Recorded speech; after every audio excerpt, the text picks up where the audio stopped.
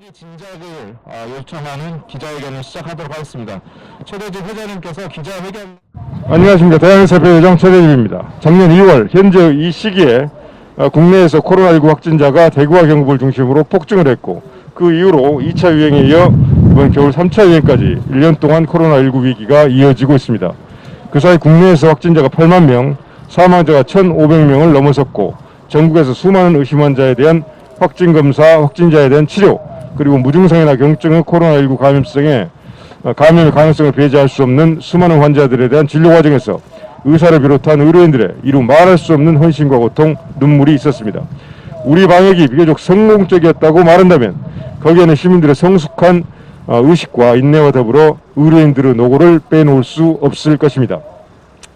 대한의사협회는 코로나19 사태 내내 대책본부를 만들어 현장을 지원하고 전환적 상황에 대응하기 위해 정부에 적극 협조해 왔습니다. 비록 급진적이고 일방적인 비급여 전면급여화 정책, 일명 문재인 케어를 비롯해 여러 잘못된 정책에 대해서 강력한 반대의 목소리를 내고 필요하다면 처절한 투쟁도 마다하지 않았지만, 국민과 국가가 기대하는 의료 전문가로서의 사회적 책무를 다하는 데 있어서도 소홀함이 없었다고 감히 자부하고 싶습니다. 특히 지난해 정부가 의대 정원 증원, 공공의대 신설을 비롯한 여러 정책들을 우리 협회와 상의조차 없이 일반 강행해서 의학분업 이후 20년 만에 최대 규모의 전국의사 총파업이 벌어졌고, 정부와 극단의 갈등을 겪으며 대치하는 상황 속에서도 코로나19 대응과 필수 의료 기능 유지 원칙을 지켰고, 코로나19 2차 유행 속에서도 의료계의 요구사항을 관철 합의하는 동시에 정부와 국회 그리고 의료계가 함께 코로나19 극복을 위해 긴밀하게 협조하기로 약속을 하였습니다.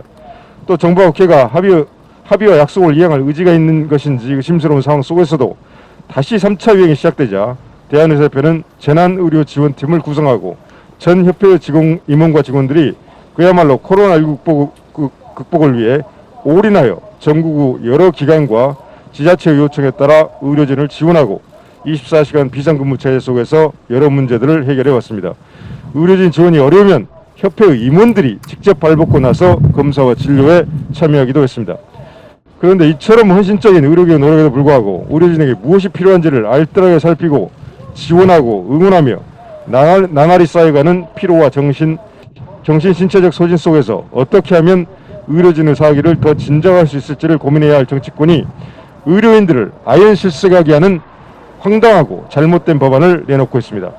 특히 서영석 의원이 발의한 약사법 일부 개정안과 의료법 일부 개정 법률안은 그야말로 서로 다른 보건의료인 직업 간의 갈등을 부추기고 의료 현장의 질서를 문랑케 하여 국민 건강에 심각한 위해를 가져올 수 있는 악법이라 하지 않을 수 없습니다. 현행 약사법 제27조 대체조대 항에서는 약사가 의사가 처방한 의약품을 다른 의약품으로 대체하는 경우 미리 처방전을 발행한 의사의 동의를 받도록 하고, 동의가 없는 대체조제에 대해서는 특정 조건들을 명시하고 있습니다. 또 대체조제를 한 경우 약사는 그 사실을 의사에게 기간 내에 통보하도록 하고 있습니다. 개정안에 따르면 대체조제라는 명칭을 동일 성분 조제로 변경하여 불필요한 오해와 불신을 줄이고 대체조제를 활성화하겠다는 것으로 사실상 약업계의 수건인 성분명 처방과 유사한 내용입니다. 그러나 약물의 혈중 농도를 확인하는 생물학적 동등성이 같다고 하더라도 치료 효과가 같은지에 대해서는 논란이 있으며, 따라서 임상의사는 같은 성분명을 가진 여러 의약품 중에서 그 효과와 안전성을 신뢰할 수 있는 상품을 선택하여 처방하는 것이 당연합니다. 또 부득이한 사정으로 약사가 이를 다른 약으로 대체한다면 당연히 환자를 진료하고 환자에게 처방전을 발급한 의사와의 상의는 필수적이라 하겠습니다. 이는 환자 입장에서도 마찬가지입니다. 의료계와 약업계 사이에서 오랜 갈등을 빚고 있는 성분면 처방을 법 개정을 통하여 통과시키겠다는 서영석 의원의 약사법 개정안은 법안의 내용 자체로도 부적절할 뿐만 아니라 코로나19 사태 장기화 속에서도 현재 3차 유행 속에서는 물론 곧 시작되는 백신 접종 사업에 주도적으로 참여하여 국민 건강을 위해 헌신의 각오를 다지고 있는 의사들의 사기에 콧물을 끼얹는 것이나 다름없습니다. 약사 출신인 서영석 의원으로서는 약업계의 기대를 저버리기 어려운 사정이 있으리라 짐작할 수 있지만, 코로나19를 맞이하고 있는 보건의료인의 한 사람으로서 이 법안이 가져올 엄청난 부작용과 갈등, 그리고 그것이 미칠 악영향에 대해서 가슴에 손을 얹고 자문해 보시기 바랍니다.